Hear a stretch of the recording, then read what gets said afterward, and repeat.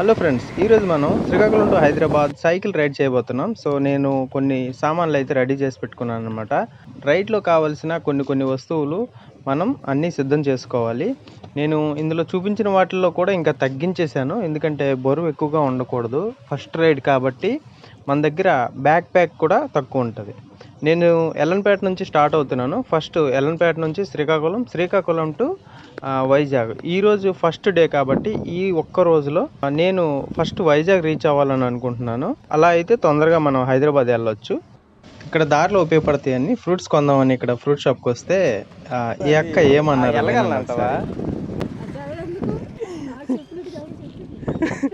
అది కదాక వైజాగ్ వెళ్దాం అనుకుంటున్నా సైకిల్తో.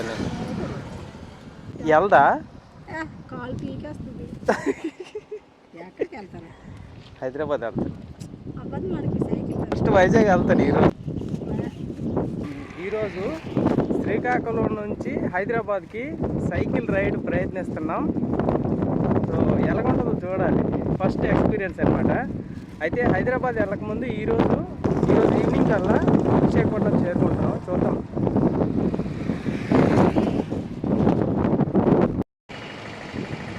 నేను దారి మధ్యలో కొన్ని అరటిపళ్ళు, సపోటా పళ్ళు కొన్నాను అనమాట. ఇప్పుడు ఫోన్తో వీడియో తీస్తున్నాను, బాగా అది షేక్ అవుతుంది కదా, బాగా ఊగిపోతుంది కదా వీడియో. సో అట్లా కాకుండా నెక్స్ట్ టైం మాత్రం నేను ఒక చిన్న యాక్షన్ కెమెరా ఒకటి తీసుకుంటాను. యాక్షన్ కెమెరా అట్లీస్ట్ ఒక 8,000 అట్లా ఉంటుంది.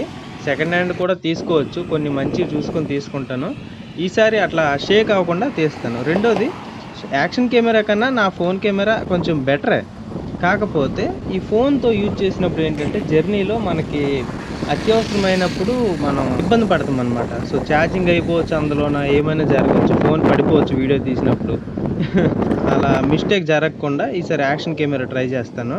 ఇప్పుడైతే నేను వీడియో తీశాను, కానీ ముందు ఇంకా వైజాగ్ వెళ్తున్న దారిలోన ఫోటోలు మాత్రమే తీయగలుగుతాను, ఎందుకంటే ఛార్జింగ్ తగ్గుతుంది కదా. నేను ఆల్రెడీ పవర్ బ్యాంక్ పట్టుకున్నాను, కానీ పవర్ బ్యాంక్ మనం క్యారీ చేసినా కానీ ఫోన్ ఛార్జింగ్ అనేది చాలా ఇంపార్టెంట్. ఈ బ్రిడ్జ్ నుంచి ఇంకా జర్నీ స్టార్ట్ అయిపోయింది, హైవే. సో ఇందులో ఇంకొక విషయం ఏంటంటే, ఈ సైకిల్ రైడ్ చేసినప్పుడు నేను ఒక్కటే కాలేజ్ బ్యాగ్ పట్టుకున్నాను. ఎప్పుడు అలా పట్టుకోకూడదు, 2-3 బ్యాగులు ఉంటాయి అన్నమాట సైడ్కి. ఆ కాలేజ్ బ్యాగ్ పక్కనే లెఫ్ట్ రైట్ బ్యాగ్స్ కూడా ఉంటాయి, చిన్నవి.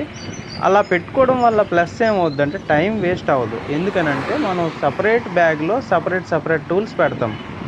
ఇప్పుడు బట్టలన్నీ ఒకవైపు, తినడానికి కొన్ని ఒకవైపు, వాటర్ బాటిల్స్ ఫుల్గా పెట్టుకుంటాం, కానీ అది కాకుండా ఎక్స్ట్రా క్యారీ చేస్తాం కదా, అవి కొన్ని ఇంకొక వైపు. నెక్స్ట్ ఫ్రంట్ మనం హ్యాండిల్ దగ్గర ఒక చిన్న బ్యాగ్ కూడా పెట్టుకోవచ్చు, దాన్ని హ్యాండిల్ బార్ పౌచ్ ఏదో అంటారు.